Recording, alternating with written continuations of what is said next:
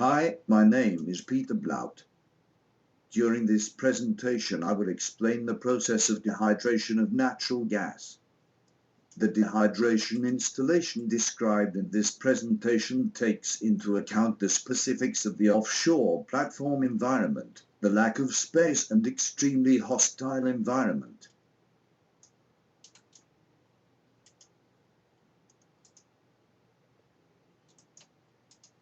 Natural gas extracted from underground sources is saturated with liquid water and heavier molecular weight hydrocarbon components.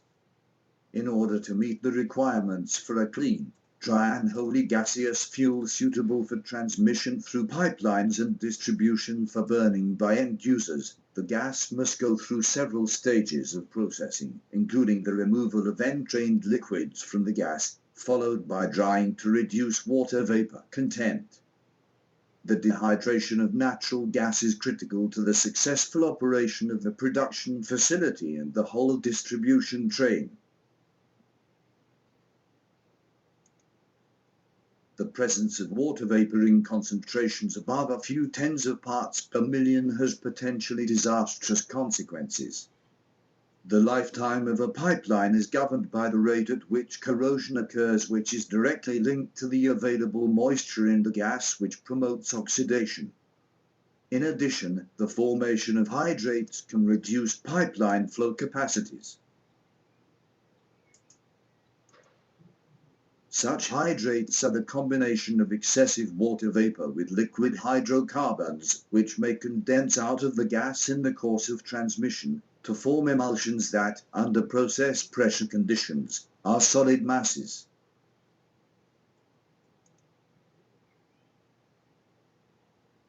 The most common processing technique for drying natural gas is that of simple mechanical separator to divide the gas from the liquids of the two-phase flow coming from the gas field, followed by glycol dehydration. This process allows achieving a moisture content of less than 3 pounds of moisture per million standard cubic feet of gas under normal operating conditions. Dehydration is usually done by absorption, although other processes like adsorption, membrane processes and refrigeration may be used. About 95% of existing offshore installations currently use TEG, triethylene glycol technology. The dehydration process can be divided into two parts: gas dehydration and glycol regeneration. In dehydration, water is removed from the gas using glycol, and in regeneration, water is removed from the glycol before it can be reused for dehydration. Dehydration always consists of an inlet scrubber and a contactor. Sometimes it might be preferable to lower the gas inlet temperature before the dehydration, so an inlet cooler might also be used. During the dehydration process, lean glycol, typically 99.0 to 99.9% of weight, is fed to the top of an absorber, glycol contactor, inside which it mixes with and dehydrates the wet natural gas stream. The glycol removes water from the gas by physical absorption. The glycol contactor can contain trays, random or structured packing, providing suitable surface area within the column. If it is a vessel with trays, it will contain several bubble cap trays.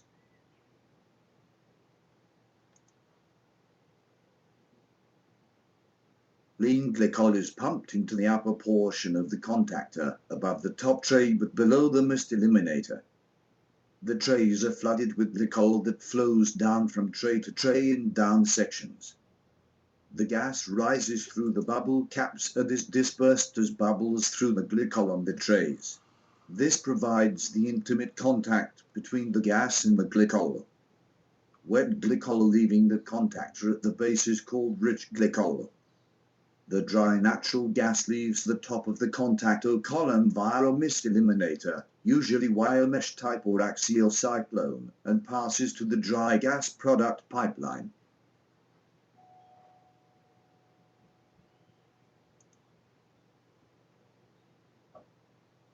The required water dew point of the dry gas dictates the lean glycol temperature and purity.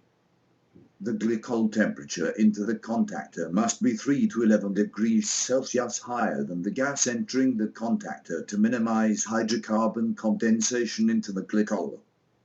At contactor temperatures below 10 degrees Celsius, teak becomes too viscous, thus reducing the column efficiency. The contactor temperature may be as high as 66 degrees Celsius, but glycol vaporization loss is often deemed unacceptably high above 38 degrees Celsius. The glycol flow into the contactor is dictated by the water content in the gas and numbers of trays in the column. A usual glycol flow is 0.017 to 0.042 cubic meter lean teak per kilograms water in the gas.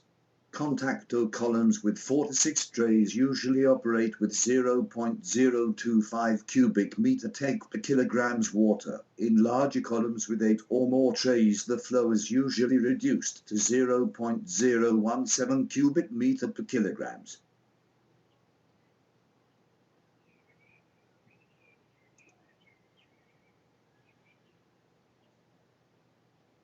After leaving the contactor, the rich glycol is routed to a regeneration system for purification. It is preheated in a reflux condenser at the top of the still column of the boiler and the lean/rich heat exchanger. Then, the rich glycol enters a flash vessel for a three-phase separation of gas, glycol and condensate. Since the glycol may contain impurities due to glycol degradation, corrosion or scaling, filters are required before the rich glycol is distilled. This distillation system consists of a still column, a reflux condenser and a boiler. The glycol is boiled to remove excess water and regain glycol purity around 99.0% weight. Stripping by dry gas is often used after the boiler in a separate stripping column to boost the teak concentration up to 99.8% or more. The hot lean glycol is cooled using a heat exchanger with rich glycol entering the regenerator.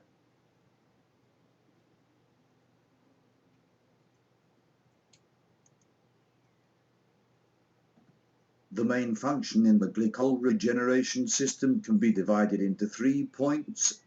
Point 1. Achieve the optimal pressure and temperature conditions for regeneration of the rich glycol. Point 2. Glycol regeneration and makeup to replace the glycol loss. And point 3. Readjust glycol temperature and pressure for optimal dehydration conditions in the contactor. As the glycol pump boosts the pressure of the lean glycol to the contactor pressure, under the high temperature glycol loses its ability to hold water. The temperature, pressure and glycol level inside the contactor is monitored constantly.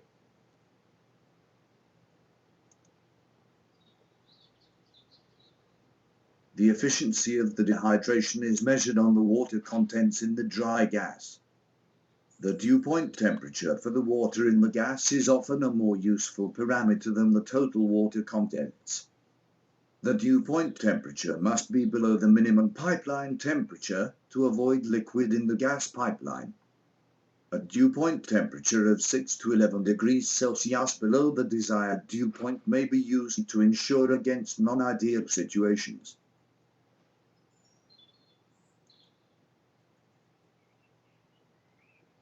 For natural gas, there are two dew point temperatures of relevance, the water dew point and the hydrocarbon dew point. Manual visual cooled mirror dew point meter and any other type of automated condensing dew point analyzer may give confusing results when used for water dew point measurement in natural gas. This is because of the difficulty in observing the water dew point separately from that of hydrocarbons and glycol that are highly likely to condense on the mirror surface at a higher temperature than the water dew point. The use of a sensor based on a non-condensing measurement principle avoids this difficulty as it does not employ a condensation measurement technique. The moisture content of dry natural gas that leaves the top of the contactor column can be measured by using aluminium oxide sensor in conjunction with the analyzer.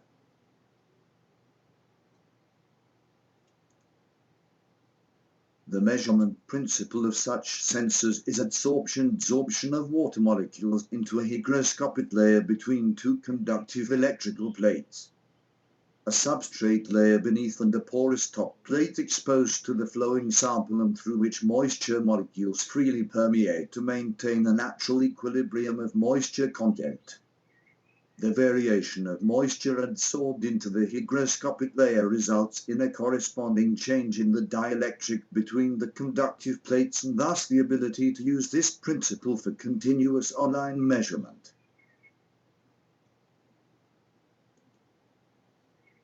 The pressure of natural gas is typically 4 to 8 megapascal in processing plant and onshore transmission, whilst gas entering offshore pipelines is often compressed to 16 megapascal or higher. In any dew point analysis, the influence of gas pressure must be considered. The aluminum oxide probe absorbs moisture in equilibrium with the gas sample flow to which it is exposed and thus exhibits a response to variations in water vapor pressure.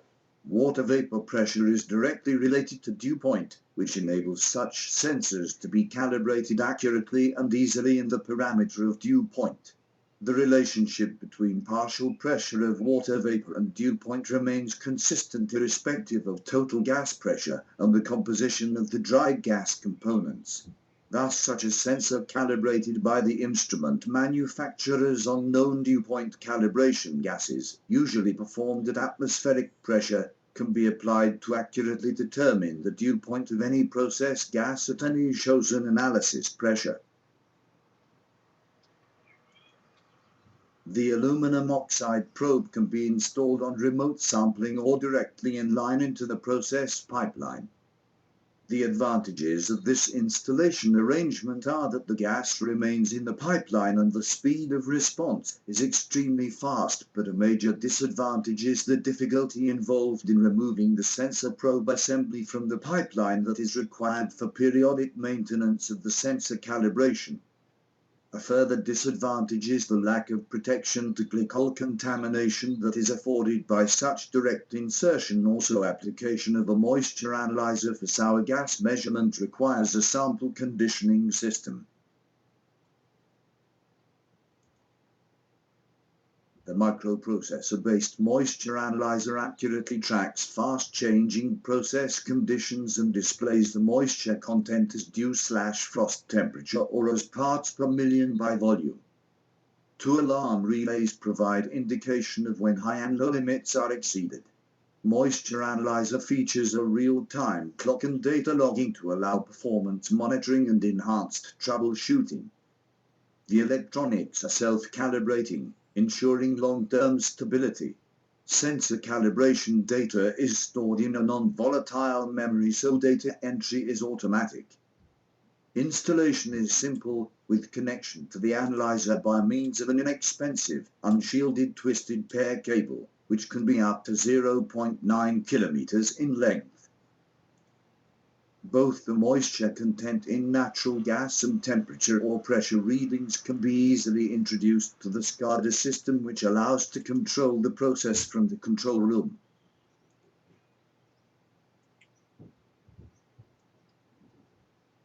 The drying process has a high cost associated with it, therefore it is important to dry the gas but not spend excessive resources to over-dry it. Thus it becomes important to perform moisture content measurements on the natural gas after it has passed for the dehydration equipment. The aluminum oxide moisture probes have set a standard of performance and value in industrial moisture measurement for more than 40 years. Ease of use, wide measurement range and rigorous calibration standards make these systems the preferred choice for industrial moisture measurement worldwide.